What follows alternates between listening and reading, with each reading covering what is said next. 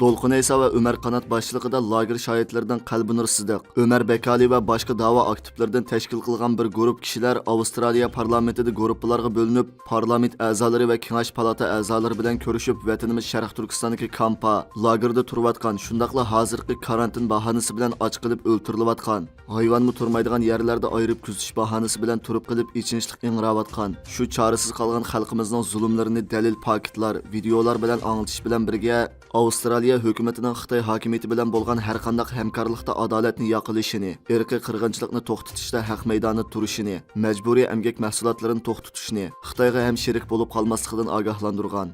Bu guvahlıq qrupsi Avustraliya parlamentinin qollashıga erishgan. Avustraliyaning har qaysi shaharlaridan uzun musofirlarni besib kelib, parlament sirtida sovuqda necha soatlab turib namoyish qilgan qarindoshlarni ovoz qo'shgan. Vatanımız Şərq Türkistan'ı şundaq pidakarlıq körüstilgəndə, milini, vaxtını, barlığını atıyalığanda, qurban berilgəndə azad qılğılı və qırğınçılıqdan qutuldurğılı boludu.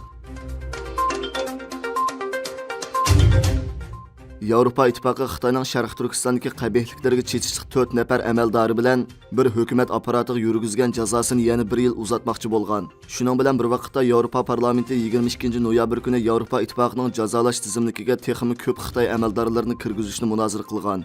Avrupa İttifaqı ilgari atalmış Şinjan Uyghur Avtonom Rayonluq Xalq Qurultayı Daimi Komitetining muavin mudiri Ju Xaylun, Siyosiy qonun komitetining sobiq sekretari, hozirgi Tibet partikomining sekretari Wang Junjiang, Siyosiy qonun komitetining sekretari Wang Mingshan, JX nazoratining noziri Chin Mingo va Xitoyning ishlab chiqarish qurilish binotuanini jazolagan.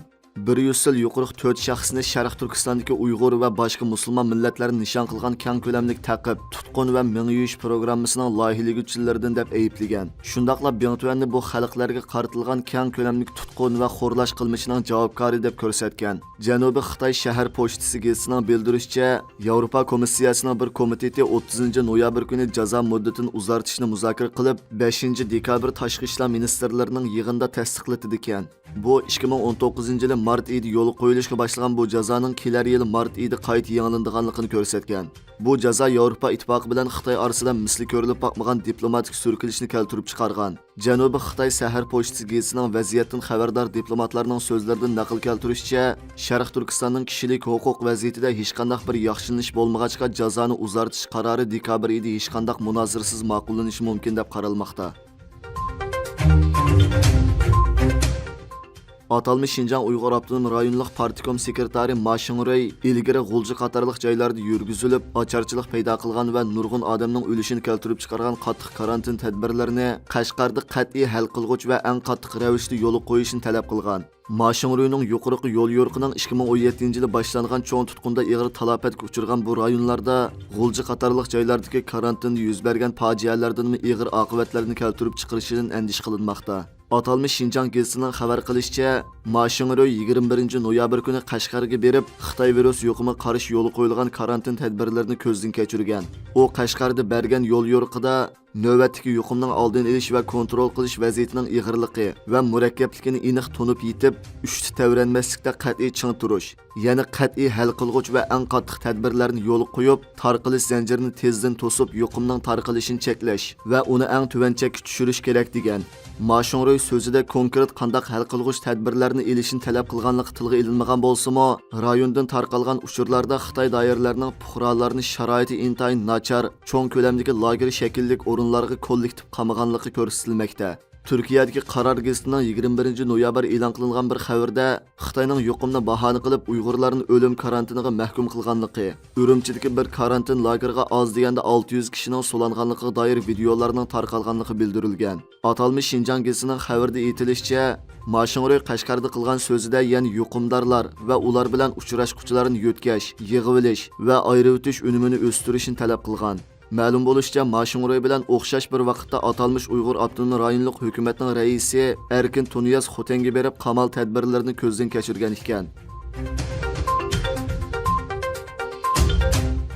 21 noyabr kuni Angliya soqchilari Manchesterdagi Xitoy konsul amaldorlarining odam urganligi uchun bir qism ayblashlarni sungan, ammo aloqador konkret kishilarni aniq ko'rsatmagan.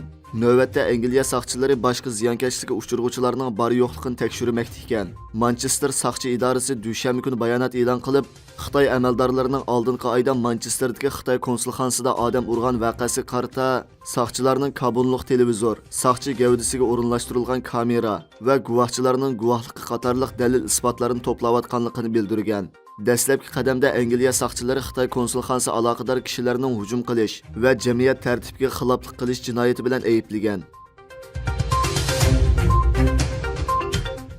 21 noyabr günü Şimali Atlantik Əhdi Təşkilatının baş katibi G'arb dövlətlərini Rusiyadan energiya təminatını tədrici üzüşkə agahlandırıb, Xitayğa yangi tayinish paydo qilishdan hushyorlikni o'stirishni talab qilgan. Shuning bilan bir vaqtda Xitoyda kam uchraydigan mineral modellarning qo'llanilishi hammada sohada, ya'ni iPhone, mashina va harbiy uskunalarni yasashda ishlatilganligi.